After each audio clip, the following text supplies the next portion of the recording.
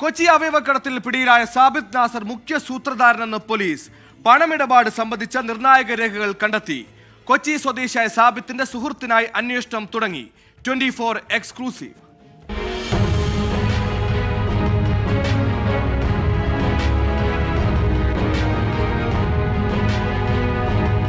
അവയവം സ്വീകരിക്കാനുള്ളവരെയും നൽകാനുള്ളവരെയും കണ്ടെത്തുന്നത് സാബിത്താണ്. 30 മുതൽ 40 ലക്ഷം രൂപ വരെ പറഞ്ഞുറപ്പിക്കും.